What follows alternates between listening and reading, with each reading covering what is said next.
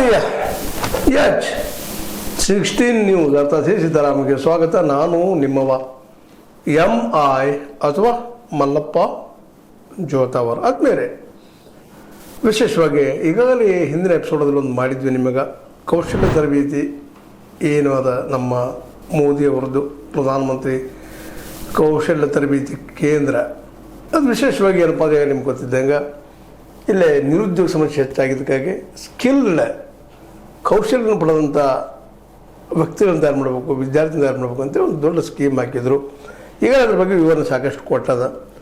ಅಂಥ ಒಂದು 13-14 ಕೋಟಿಗಳಲ್ಲಿ 10,194 ಕೋಟಿಗಳು ಇದರ ಲೆಕ್ಕಪತ್ರ ಇವತ್ತಿಲ್ಲ ಅನ್ನುವಂಥದ್ದು ಮಾತು. ಅಷ್ಟು ವೆಚ್ಚ ಮಾಡಿದ ಅಂತೇಳಿ 3 ಹಂತಗಳು ಇಷ್ಟು ವೆಚ್ಚ ಮಾಡಿದ್ದೀವಿ. ಅದಕ್ಕೆ ಸಂಬಂಧಿಸಿದಂಥ ಪರ್ಫೆಕ್ಟ್ ಮಾಹಿತಿಗಳು ಇಲ್ಲಿ ಸಿಗ್ತಾ ಇಲ್ಲ ಅಂತೇಳಿ ಆರೋಪ ಯಾರು ನೀವು ಮಾಡಿದ್ದಲ್ಲ.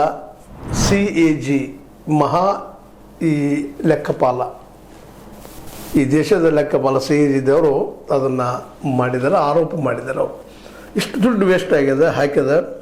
ಅದರಲ್ಲಿ 2015ರಿಂದ 2024 ನಡುಕ 3.30 ಲಕ್ಷ ಬ್ಯಾಚ್ಗಳು ಮಾಡಿ 3.30 ಲಕ್ಷ ಅಂದರೆ 3,30,000 ಬ್ಯಾಚ್ಗಳು ಮಾಡಿದ್ದೀವಿ. ಅದರಲ್ಲಿ ಏನಪ್ಪ ಅಂದರೆ 1.30 ಕೋಟಿ 1,30,00,000 ಜನರು ನಾವು ಟ್ರೈನಿಂಗ್ ಕೊಟ್ಟಿವಿ ಅಂಥೇಳಿ ರಿಪೋರ್ಟ್ ಕೊಟ್ಟಿದ್ರಿ. ಆದರೆ ಅದನ್ನು ಚೆಕ್ ಮಾಡಲಾಗಿ ವೆರಿಫಿಕೇಷನ್ ಮಾಡಿದಾಗ ಅಲ್ಲಿ ಇಲ್ಲ, ಅಷ್ಟು ಜನಕ್ಕೆ ಕೊಟ್ಟಿಲ್ಲ ಅನ್ನೋದು ಸ್ಪಷ್ಟ ಆಗಿದೆ. ಇದು ದೊಡ್ಡ ಪ್ರಮಾಣದ ಏನಪ್ಪ ಅಂತಂದ್ರೆ ಅವಘಡಗಳಾಗಿಸಿದಾವ, ದುಡ್ಡು ಹೋಗ್ಯದ ಹಾರ್ಯದ ಅಂತೇಳಿ. ಇದು ನಿಜವಾಗಿಯೂ ಇಲ್ಲಿವರೆಗೆ ಆದಂಥ ಪ್ರತಿ ವರ್ಷದ CAG ರಿಪೋರ್ಟ್ ನಮಗೆ ಸಿಗಬೇಕಾಗಿತ್ತು. ಈ ಸಲ ಸಿಕ್ಕದ ಇದು, ಅದು ಈ ಒಂದು ಕೌಶಲ್ಯ ತರಬೇತಿ ಕ್ಷೇತ್ರದಲ್ಲಿ. ಅದನ್ನು ನೋಡಿದ್ರೆ ಮೊದಲೇ ಸಾಕಷ್ಟು ಅವ್ಯವಹಾರಗಳಾಗಿದ್ದಾವ. ಅದರಲ್ಲೂ ಮುಖ್ಯವಾಗಿ ಇಲ್ಲೇ ಕೆಲವೊಂದು ಕಂಪ್ನಿಗಳೇ ಇಲ್ಲ, ಆ ಕಂಪ್ನಿಗಳು ಸಹ ತರಬೇತಿ ಕೊಟ್ಟಿದ್ದಾರೆ ತೆಗೆದುಕೊಂಡು ಕೊಡ್ತಾ ಇದ್ದಾರೆ. ಹುಡುಕ್ಲಿಕ್ಕೆ ಹೋದ್ರೆ ಎಲ್ಲೂ ಸಿಗ್ತಾ ಇಲ್ಲ ಅನ್ನುವಂಥ ಮಾತುಗಳಿಗೆ ಬರ್ತಾ ಇದ್ದಾವೆ.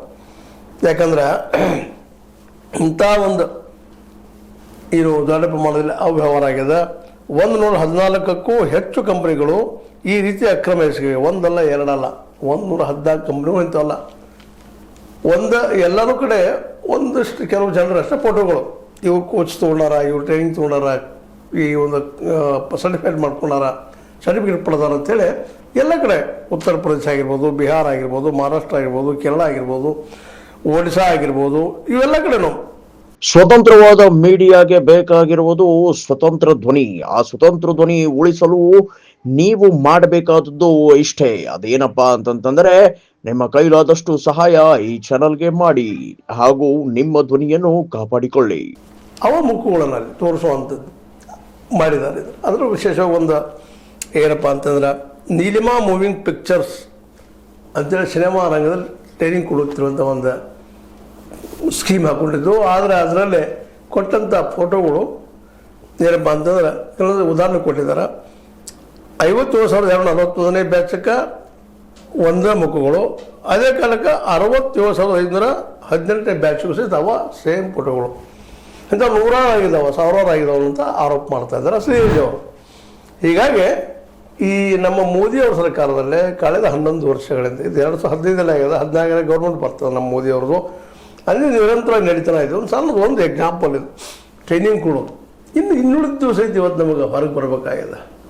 ಏನೇನು ಆಗ್ಯಾವಪ್ಪ ಇಲ್ಲ CAG ರಿಪೋರ್ಟ್ ಬೇಕಾಗಿದ್ದಾವೆ 2014ರಿಂದ ಇಲ್ಲಿವರೆಗೆ.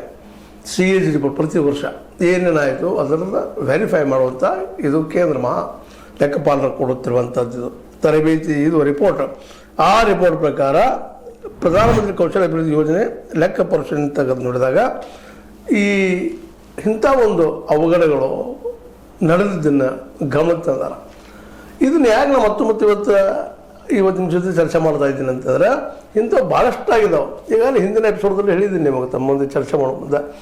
ಏನಪ್ಪ ಅಂತಂದ್ರೆ ಈ ಸ್ವಚ್ಛ ಭಾರತ್ ಯೋಜನೆ ಆಗಿರ್ಬೋದು, ಜೊತೆಗೆ ಸ್ವಚ್ಛ ಗಂಗಾ ಯೋಜನೆ ಆಗಿರ್ಬೋದು, ಇಂಥವು 100, 150, 200, 300 ಸ್ಕೀಮ್ಗಳು ಹಾಕೋದು, ದುಡ್ಡು ಅಲ್ಲಿ ಖರ್ಚು ಮಾಡಿದ್ವಿ ಅಂತ ಹೇಳೋದು. ಅದೇ ಕಾಲಕ್ಕೆ ನೌಕರಿ ಕೊಡಿಸುವಲ್ಲ, ನೌಕರಿ ಎಲ್ಲ ನೌಕರಿ ತಯಾರು ಮಾಡುವಲ್ಲ, ನಮ್ಮ ಕೆಲಸ ನಾವು ಮಾಡಿದ್ದೀವಿ ಅನ್ನುವಂಥ ಮಾತುಗಳು. ಸಾಲ ಕೊಟ್ಟಿದ್ದೀವಿ ನಾವು, startup India, standup India, Atmanirbhar ಇಂಥ ಅನೇಕ ಸ್ಕೀಮ್ಗಳು ಹಂಗೆ ಕೊಟ್ಟಿದ್ದೀವಿ. ಅದೇ ಕಾಲಕ್ಕೆ ಬ್ಯಾಂಕ್ ಮೂಲಕನೂ ನಾವು ಸಾಲ ಕೊಟ್ಟಿದ್ದೀವಿ. ಆ ಸಾಲ ಕೊಟ್ಟಿದ್ದ ರೆಕಾರ್ಡ್ಗಳು ಸಹಿತ ಬೇರೆ ಬೇರೆ ಕಾಣ್ತಾ ಇದ್ದಾವೆ. ಆತ್ಮನಿರ್ಭರ ಭಾರತ ಅಂತೇನಿದೆ, ಆತ್ಮನಿರ್ಭರ ಮಾಡ್ಕೊಳ್ಳಿ ಸಹಿತ ಇಂಥ ಅವಘಡಗಳಾಗಿದ್ದಾವೆ. ಇದೆಲ್ಲವೂ ಇವತ್ತು ತನಿಖೆ ಆಗಬೇಕಾಗಿತ್ತು ಅನ್ನೋದು ನಿಧಾನಕ್ಕೆ ಸಾರ್ವಜನಿಕರಲ್ಲಿ ಅಭಿಪ್ರಾಯ ಮೂಡಲಿಕ್ಕೆ ಶುರುವಾಗಿದೆ. ಯಾವಾಗ ನಾವು 2014 ಯಾಕೆ ಬಂದ್ ಮಾಡಿದಪ್ಪ ನಮ್ಮ ಕಾಂಗ್ರೆಸ್ ಸರ್ಕಾರವನ್ನಂದ್ರೆ ಇಂಥ ಭ್ರಷ್ಟಾಚಾರಗಳು ಭಾಳಷ್ಟು ತುಂಬಿದ್ರಿಂದಾಗಿ ಅವತ್ತು ಆ ಭ್ರಷ್ಟಾಚಾರದ ವಿರೋಧವಾಗಿ ಅಣ್ಣಾ ಹಜಾರೆಯವರು ದೊಡ್ಡ ಮೂಮೆಂಟನ್ನು ಮಾಡಿದರು. ಆ ಮೂಮೆಂಟ್ದಲ್ಲಿ ಹೆಚ್ಚಿಗೆ ಭಾಗವಹಿಸಿದವರು ನಮ್ಮ BJP ಮತ್ತು RSSದ ಕಾರ್ಯಕರ್ತರು. ಅದನ್ನು ಯಶಸ್ವಿ ಮಾಡಿ ನಾವು ಭ್ರಷ್ಟಾಚಾರ ರಹಿತವಾದಂಥ ಒಂದು ಸರ್ಕಾರವನ್ನು ರಚನೆ ಮಾಡ್ತೀವಿ ಅಂತ ತಿಳ್ಕೊಂಡು ಮೋದಿಯವರು ಬಂದರು. ಈಗ ಬಂದು 11 ವರ್ಷ ಇದೇನಾಗಲಿಕ್ಕತ್ತದ್ರಿ. ಈಗ ಇದರಲ್ಲೇ ಅವನು ಇವತ್ತು ಬಹಳ ಸೂಕ್ಷ್ಮವಾಗಿ ಅಭ್ಯಾಸ ಮಾಡಬೇಕಾಗಿದೆ. ನಮಗಿವತ್ತು ಉದ್ಯೋಗಗಳು ಸಿಗ್ತಾ ಇಲ್ಲ. ಇದೇನಪ್ಪ ತರಬೇತಿ ಕೊಡ್ತಾರ, ಒಂದಿನ ಕಲ್ತು ನಾಳೆ ನೌಕರಿ ಸಿಗ್ಬೋದಂದ್ರೆ ಅಲ್ಲೂ ಎಲ್ಲ ಬೋಗಸ್ ರಿಪೋರ್ಟ್ಗಳು ಬರ್ತಾ ಇದ್ದಾವೆ. ಒಂದು ಸ್ವಚ್ಛ ಭಾರತ ಅಂತ ದೊಡ್ಡ ಸ್ಕೀಮ್ ಹಾಕ್ಕೊಂಡ್ರು. ಎಷ್ಟು ಸ್ವಚ್ಛ ಆಯ್ತು ನಮ್ಮ ದೇಶ ಅನ್ನೂ ಸಹಿತ ಇವತ್ತು ನೋಡಿದಾಗ ಮತ್ತು ಪ್ರತಿಯೊಬ್ಬರಿಗೂ ಮನೆಯಪ್ಪ ಅಂತ ಒಂದು ದೊಡ್ಡ ಘೋಷಣೆ ಮಾಡಿದರು. ಈಗಾಗಲೇ ಮುಗಿಬೇಕಾಯ್ತು ಎಲ್ಲ ಕಡೆ ಆಲ್ ಓವರ್ ಇಂಡಿಯಾದಲ್ಲಿ ಮನೆಗಳು, ಸ್ವಂತ ಸೂರುಗಳು ಆಗಿಲ್ಲ. ಒಂದಲ್ಲ ಎರಡಲ್ಲ ಹಂಗೆ ಹೇಳ್ತಾರೆ, ಪಟ್ಟು ಉದ್ದ ಆಗ್ತಾ ಹೋಗ್ತದೆ. ಇದ್ರದ್ದೆಲ್ಲದ್ರದ್ದು ಇವತ್ತು ವೆರಿಫೈಡ್ ಅಂತ ಸೇಜ್ ರಿಪೋರ್ಟ್ ಇವತ್ತು ಬರಬೇಕಾಗಿದೆ. ಬರೀ ಕೇವಲ ಕಾಂಗ್ರೆಸ್ನ ಟೀಕೆ ಮಾಡಿ ತಪ್ಪು ಮಾಡಿದ್ರೆ ಯಾರೂ ಇಲ್ಲದು.